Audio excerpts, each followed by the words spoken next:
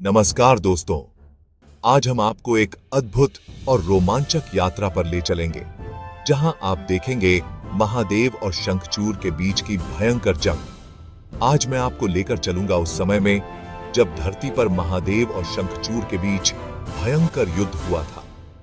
यह युद्ध केवल एक साधारण लड़ाई नहीं थी, बल्कि यह एक महायुद्ध था जिसने पूरे ब्रह्मांड को हिलाकर रख दिया था। ये कहानी त्रेता युग की है, जब धरती पर देवताओं और असुरों के बीच संघर्ष अपने चरम पर था। उस समय शंखचूड़ नामक एक असुर राजा ने अपनी अजेय शक्तियों और वरदानों के कारण देवताओं के लिए एक बड़ी चुनौती खड़ी कर दी थी। जब शंखचूड़, एक बहुत ही ताकतवर असुर राजा, अपनी अजेय शक्तियों और वरदानों के कारण देवताओं के लिए बहुत बड़ी मुसीबत बन गया था। उसकी शक्ति और घमंड ने उसे अजेय बना दिया था और वह देवताओं को पराजित करने के लिए तत्पर था।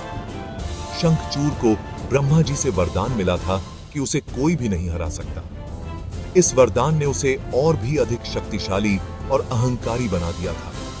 लेकिन जब दूसरे देवताओं ने महादेव से मदद मांगी, तो महादेव ने युद्ध का ऐलान कर दिया। महादेव, जो सृष्टि के संहारक और रक्षक हैं, ने इस चुनौती को स्वीकार किया और युद्ध के लिए तैयार हो गए। महादेव, जो त्रिशूल रखते हैं, अपने नंदी पर बैठकर युद्ध के मैदान में आए। उनका आगमन ही एक अद्भुत दृश्य था जो सभी को आश्चर्यचकित कर गया। शंखचूड़ का घमंड 7वें आसमान पर था। उसे अपनी शक्तियों पर इतना विश्वास था कि वह किसी भी चुनौती को हल्के में लेता था। उसे पूरा यकीन था कि उसे कोई नहीं हरा सकता। उसकी आत्मविश्वास और अहंकार ने उसे अंधा बना दिया था। और फिर शुरू हुआ युद्ध। यह युद्ध केवल दो योद्धाओं के बीच नहीं था, बल्कि यह अच्छाई और बुराई के बीच का संघर्ष था। महादेव के त्रिशूल और शंखचूड़ के गदे के बीच भिड़ंत हुई। धरती हिल गई। यह टकराव इतना शक्तिशाली था कि पूरे ब्रह्मांड में हलचल मच गई। आसमान में बिजली कड़कने लगी। यह दृश्य इतना भयानक था कि सभी देवता और असुर इसे देखकर स्तब्ध रह गए। यह युद्ध सिर्फ दो योद्धाओं के बीच नहीं, बल्कि अच्छाई और बुराई के बीच था।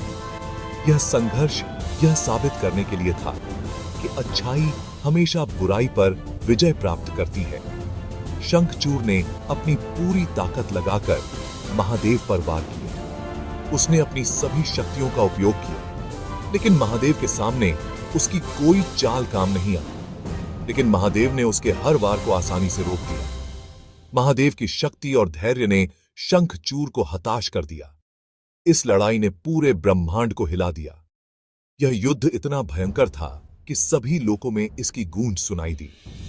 और फिर वो पल आया जब महादेव ने अपने त्रिशूल से एक बहुत बड़ा वार किया।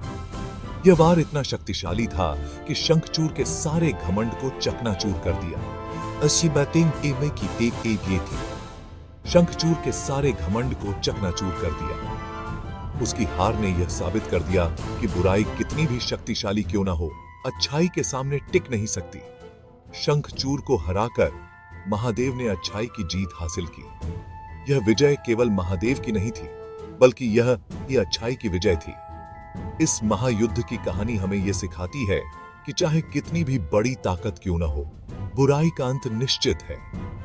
यह कहानी हमें यह भी सिखाती है कि सच्चाई और न्याय की हमेशा जीत होती है। दोस्तों, अगर आपको यह कहानी पसंद आई हो तो चैनल को सब्सक्राइब करें और विघ्नहर्ता गणेश के नए एपिसोड्स देखना न भूलें। धन्यवाद। आपके समर्थन के बिना हम इस तरह की अद्भुत कहानियां आपके सामने नहीं ला सकते।